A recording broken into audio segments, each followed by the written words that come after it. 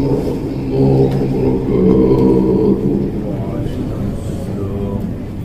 إن الحمد لله نحمده ونستعينه ونستغفره ونعوذ بالله من شرور أنفسنا ومن سيئات أعمالنا. من يهده الله فلا مضل له ومن يضلل فلا هادي له. أشهد أن لا إله إلا الله وحده لا شريك له وأشهد أن محمدا عبده ورسوله. وبعد. Terakhir tentang haramnya kita bertasawuf, dan tasawuf ini ada beberapa macam. Dilarang bertasawuf dengan lawan jenis, dilarang bertasawuf dengan hewan, dilarang bertasawuf dengan orang-orang kafir. Satu lagi, dilarang bertasawuf dengan syaitan.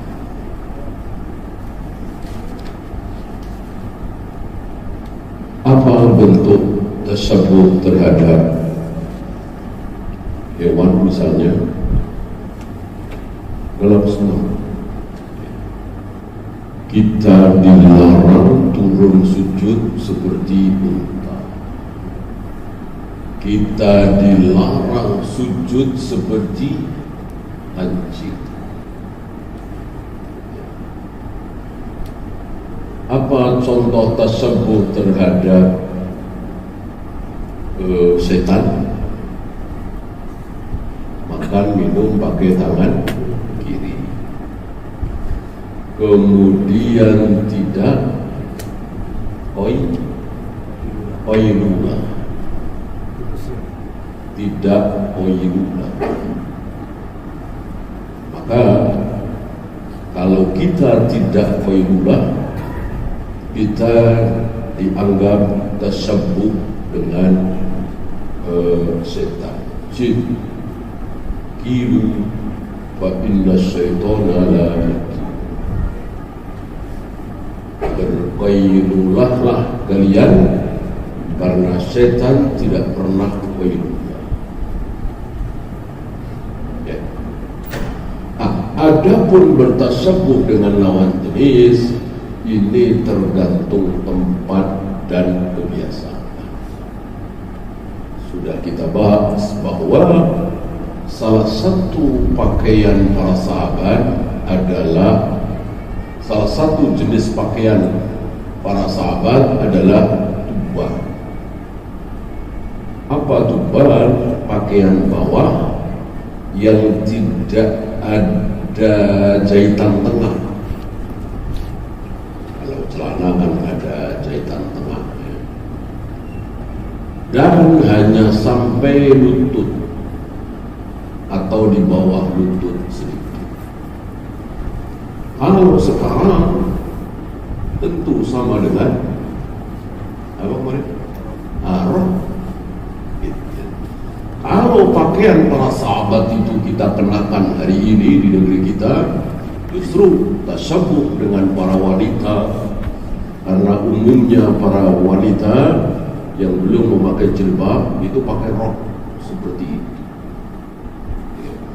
Berarti bertasabbuh dengan lawan jenis dalam hal pakaian itu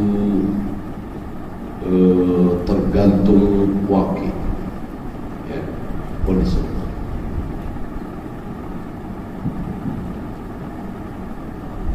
Ya, kita lanjut bab 294.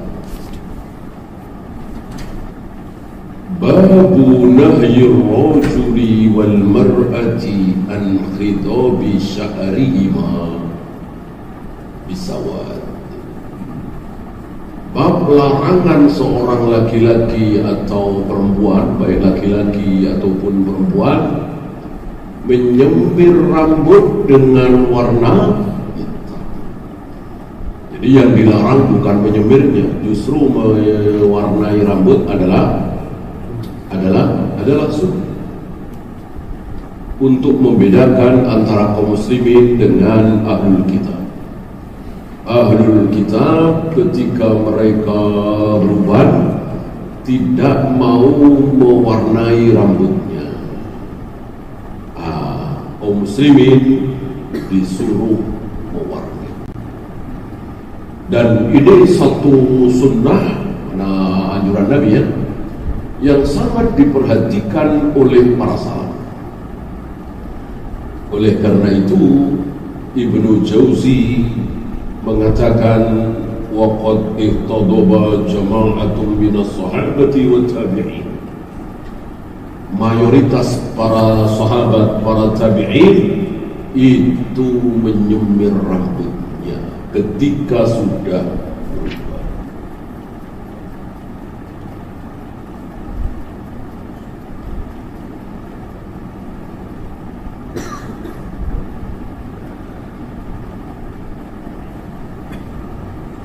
Bahkan Imam Ahmad diriwayatkan pernah melihat seorang laki-laki yang menyemir, mewarnai jenggotnya yang telah memutih. Imam Ahmad memuji laki-laki itu, inni la'ara rajulan yuhyi maitan minas sunnah. Aku melihat seorang laki-laki yang hari ini menghidupkan sunnah yang sudah mati. Lihat, di zaman Imam Ahmad saja yang belum sampai 300 tahun dari wafatnya Nabi ya, sudah melihat ini satu sunnah Nabi yang sudah mati, apalagi hari ini.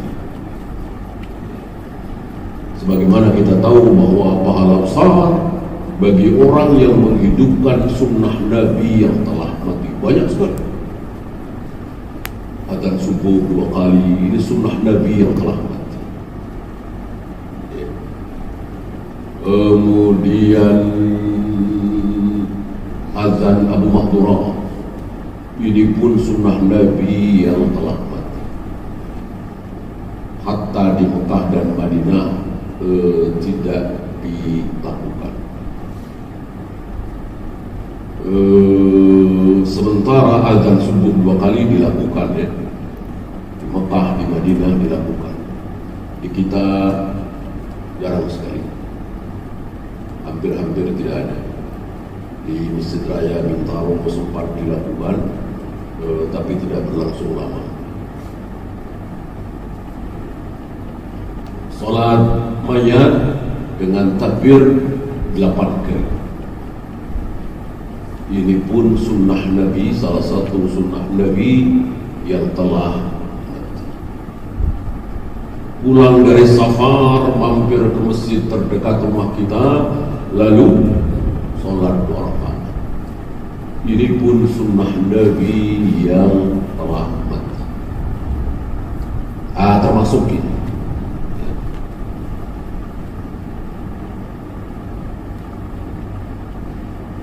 Dan pahala besar. Satu riwayat dikatakan khumsina syahidah, mendapatkan pahala 50 mati syahid.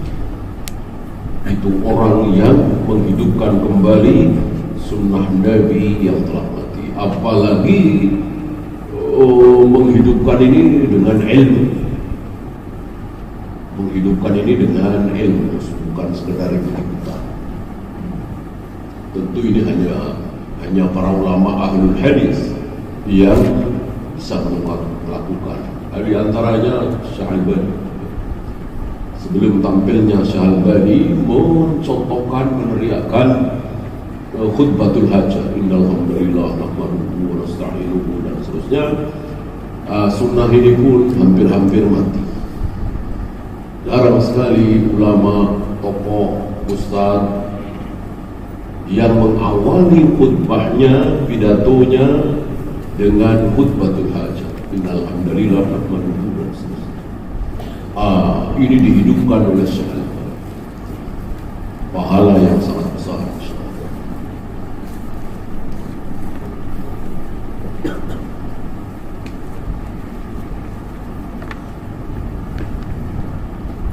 Termasuk azan Jumat sebelum masuk waktu. Ini pun telah mati. Ada riwayat bagaimana para sahabat selesai sholat Jumat, bayangan itu masih ke arah barat, ya, belum tergelincir. Padahal sudah selesai Jumat.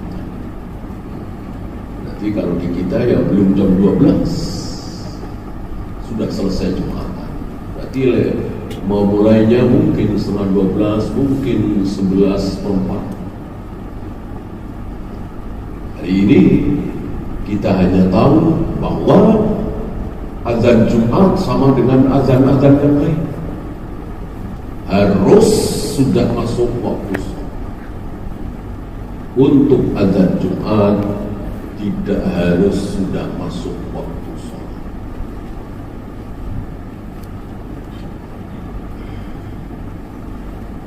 Terserah imam. Jadi misalnya beberapa kumpul, datang imam khatib, padahal baru setengah 12, langsung naik mimbar. Ini pun sunnah yang sudah mati. Ya, hadisnya 1637. An Jabir radhiyallahu anhu qala utiya bi Abi Quhafah, ayahnya Abu Bakar, didatangkan Abu Quhafah. Ada keterangan di sini walidi Abi Bakr as-Siddiq, ayah dari Abu Bakar,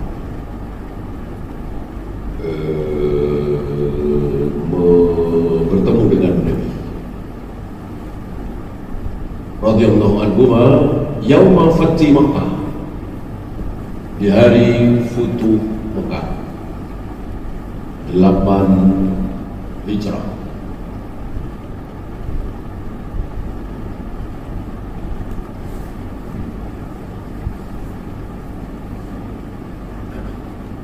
Nah, banyak peristiwa di Futuh Mekah, hadis-hadisnya banyak. Ini salah satu peristiwa kecil yang mengandung pelajaran besar di peristiwa Fathu Makkah, di mana Nabi dipertemukan dengan Abu Quhafah.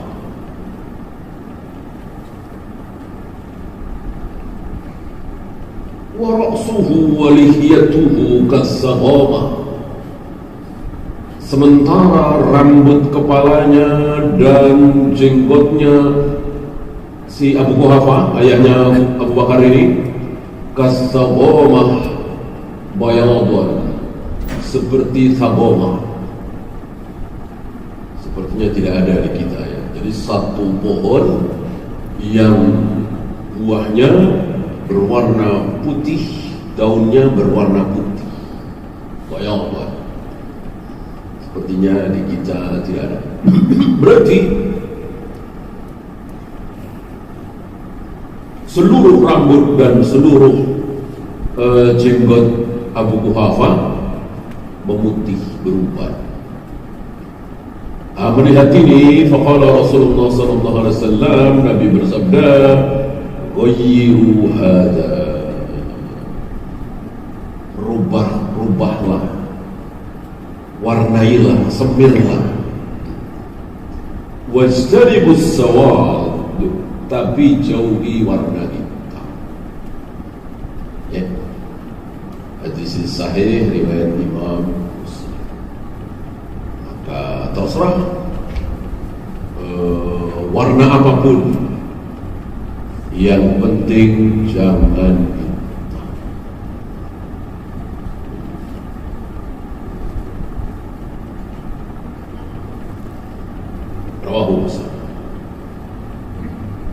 Hanya ada dua fikul hadis dari hadis ini. Yang pertama, istihbabul khidabi hatta likabir sin, disukai menyemir rambut walaupun sudah tua renta.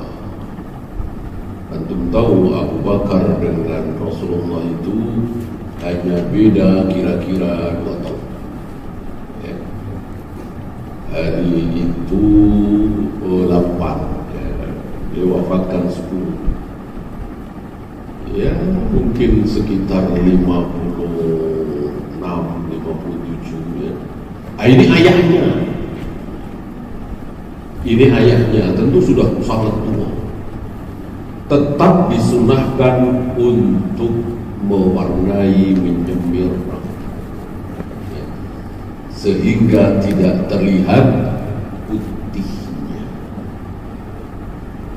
Nah, sementara banyak dari kita ketika umur 50, 60 ya, separuh beruban, separuh hitam atau seperempat.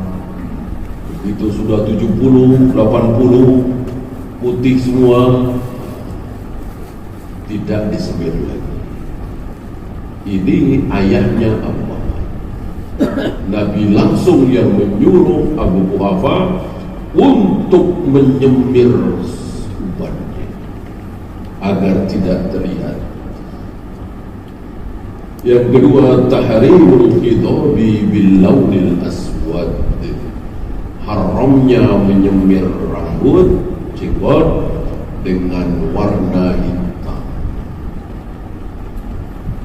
Al-aslu fid nahyi lit tahrim, hukum asal dari sebuah larangan adalah haram, sebagaimana hukum asal dari sebuah perintah adalah wajib. Mengatakan wajib, mengatakan tidak wajib, berarti keluar dari hukum asal. Mungkinkah keluar dari hukum asal? Mungkin. Mungkin. Karena satu dan lain hal keluar dari hukum asal.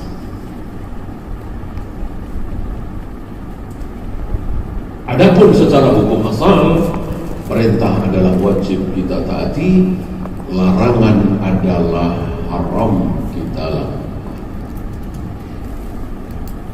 Ya, kita lanjut. Babun nahi, ini 295 ya. Babun nahi anil qaz'a, larangan mencukur rambut secara qaz'a. Apa qaz'a? Wa huwa halqu ba'dur ra'si duna ba'din, mencukur sebagian, membiarkan sebagian. Sebelah kanan habis, sebelah kiri masih utuh, atau sebelah atas, atau sebelah bawah, atau tengah-tengah saja, ya, seperti yang sering kita lakukan, dilakukan oleh para petinju misalnya, para pemain bola misalnya, untuk mencari perhatian. Dan orang-orang seperti ini biasanya memang orang-orang yang tidak percaya diri. Artinya dia tidak bisa berbuat apa-apa supaya diperhatikan orang, maka dia melakukan sesuatu. Ini tersalah.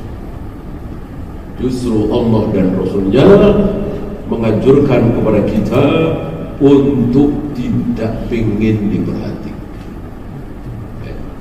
Karena itu salah satu pakaian yang tidak disukai oleh Allah dan Rasulnya adalah pakaian apa dulu? Syuhra. Apa pakaian syuhra? Pakaian yang menimbulkan perhatian, walaupun bagus. Pakaian sudah kan bagus ya.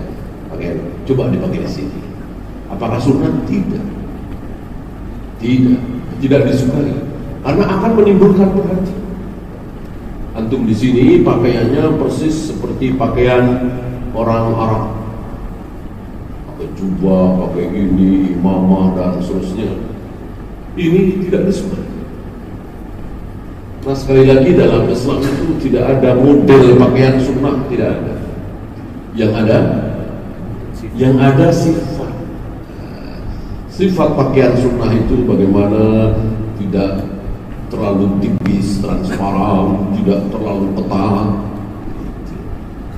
Ya, hindari warna merah yang dicelup, kuning yang dicelup. Udah. Habis itu bebas. Mau model kemeja, mau model baju koko, mau model mau model itu kan semua tidak ada di zaman Nabi SAW. Bolehkah? Boleh. Sama dengan yang lain. Abdullah bin Mubarak memahami ini. Maka ketika beliau berada di satu tempat di negeri yang beliau baru saja datang di situ, melihat kaum muslimin memakai tutup kepala peci tidak sama dengan beliau langsung ganti, menyamakan diri dengan yang lain. Sunnah kita berpakaian sama dengan yang lain. Supaya apa? Supaya tidak jadi pusat perhatian, supaya tidak diperhatikan orang. Nah, ini kembali berpenampilan, bergaya supaya diperhatikan. Ini cara-cara orang kufar yang mestinya kaum muslimin jauh dari cara-cara seperti ini.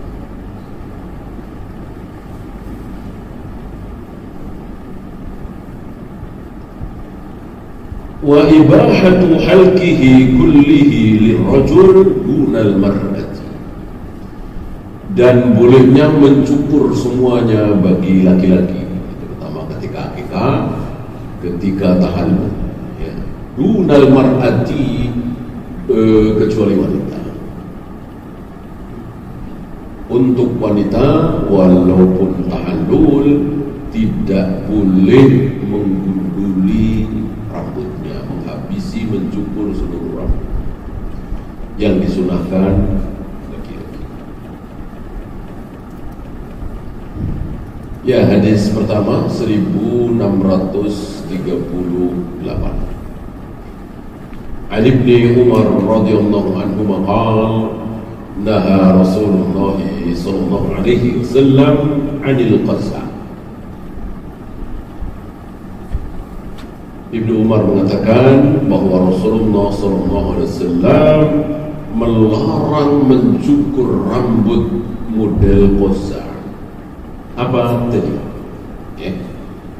Halqu ba'd ar-ra'si mutlaqan bihayth yutraku binasiyatihi sya'b. Misalnya di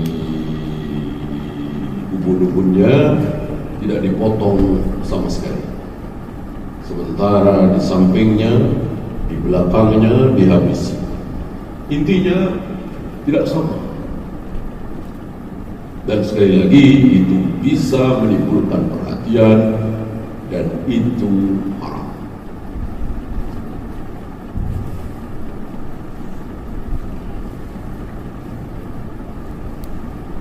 Hanya ada satu hukum hadis, al-man'u min halqi qasmin min ar-raqsi wa tarki qasmin. Larangan mencukur sebagian rambut dan membiarkan sebagian. Seperti tadi, karena ini dilarang, hukum asal larangan adalah haram.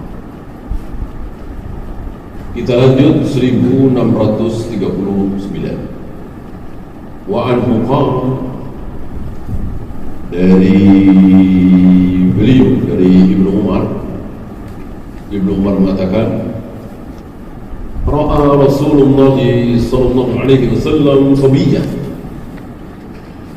Satu ketika Rasulullah sallallahu alaihi wasallam melihat sabi. Apa sabi? Anak kecil. Qad huliqa ba'du sya'ri ra'sihi, yang sebagian rambut kepalanya dihabisi, dicukur habis. Wa turika ba'duhu, sebagian lagi dibiarkan. tidak rata. Fanahahum an dzalik, lalu Rasulullah langsung melakukan. Ketika Rasulullah membiarkan saja, tidak melarang, padahal beliau tahu bahwa itu haram, maka beliau berdosa. Ini salah satu kekhususan beliau yang tidak ada pada diri kita. Adapun kita tidak. Kita melihat tetangga, kita melihat saudara jauh, kita melihat kenalan kita melakukan dosa, tapi kita diam saja. Apakah kita pasti dosa? Tidak. Tidak. Adapun Nabi dosa. Takhir, jangankan diam, mengakhirkan. Nanti saja, besok saja saya larang, nggak boleh. Takhirul bayan inda waqtil hajah, mengakhirkan keterangan di saat dibutuhkan. Ini dibutuhkan. Oleh karena itu, ketika para sahabat melakukan sesuatu, kok Nabi diam saja, berarti sesuatu itu haram. Boleh. Karena kalau haram, pasti Nabi tidak diam, pasti akan dilarang oleh beliau. Dan apa yang ada pada diri Nabi ini haram kita terapkan pada siapapun. Beliau waktu itu diam aja. Saya minum dengan tangan kiri, berarti boleh. Nggak boleh, ya, nggak boleh seperti itu. Karena beliau bukan Nabi. Oh, syekh siapapun, Imam Syafi'i, Imam Bukhari, bukan Nabi. Bisa saja kan tidak maksud. Walaupun mungkin wajib, ya. Walaupun mungkin wajib, taruhlah ayah terhadap anak, anaknya melakukan sesuatu yang haram, ayahnya yang ulama ini diam saja, lalu kita melihat, lalu kita tahu, oh berarti boleh itu. Nggak bisa, nggak bisa. Hanya Nabi yang kita simpulkan seperti itu. Selain Nabi tidak. Banyak dari kita seperti itu. Apalagi kaum mukallidin. Kalau haram pasti beliau sudah melarang kita. Kan beliau diam saja, berarti boleh. Jangan seperti itu.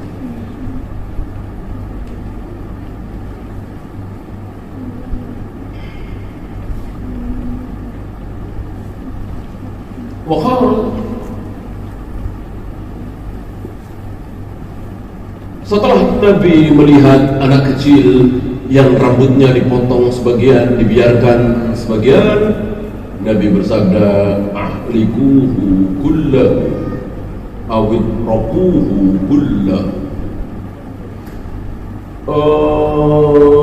potonglah semuanya, atau jangan potong semuanya. Jangan seperti ini, sebagian dipotong, sebagian dibiarkan. Kalau mau, potong semua.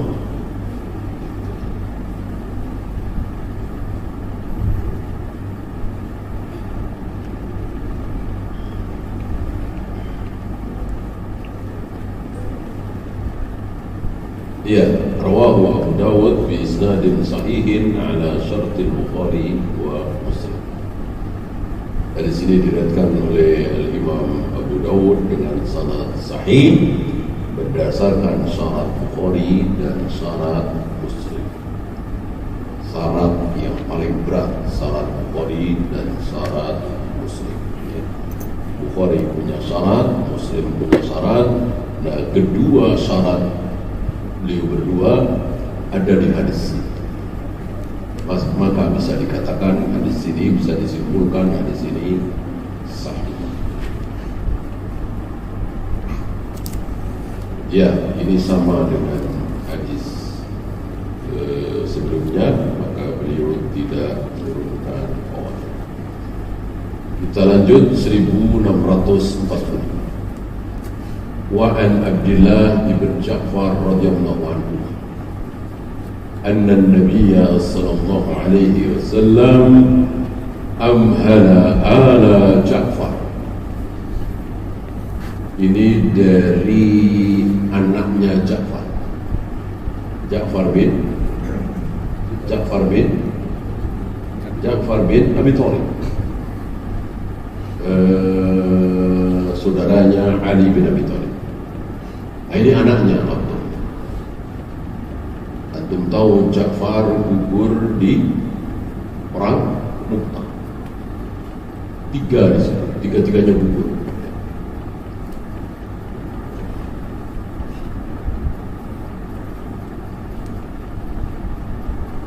Ja'far bin Abi Thalib, Zaid bin Harithah, satu lagi Abdullah bin Rawaha.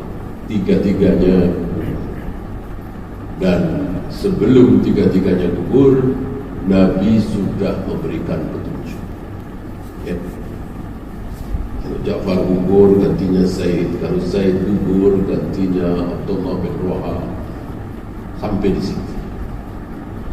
Nabi tidak mengatakan kalau Abdullah bin Rawaha gugur, gantinya adalah Khalid bin Walid. Enggak.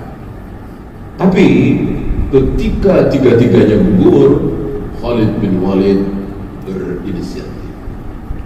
Dari sini keluar hukum bahwa boleh seseorang mengangkat dirinya sebagai pemimpin tanpa penunjukan dari atas. Karena kan harus ada yang mimpin, tidak mungkin ada pasukan, ada satu kelompok kaum muslimin tanpa pemimpin. Daripada musyawarah, apalagi voting haram dalam Islam. Ya. Mengambil keputusan berdasarkan suara terbanyak haram dalam Islam. Ini ajaran demokrasi, bukan ajaran Islam. Ajaran Islam mengharamkan voting. Kenapa? Karena menurut ajaran Islam, kebenaran bukan di suara terbanyak. Kebenaran adalah kebenaran. Walaupun yang setuju 100, yang tidak setuju cuma 1 atau 2, belum tentu yang tidak setuju ini sama. Dan begitu pula sebaliknya. Ya. Masuk bisa? Silakan azan dulu. Sallallahu alaihi wasallam. Alhamdulillah.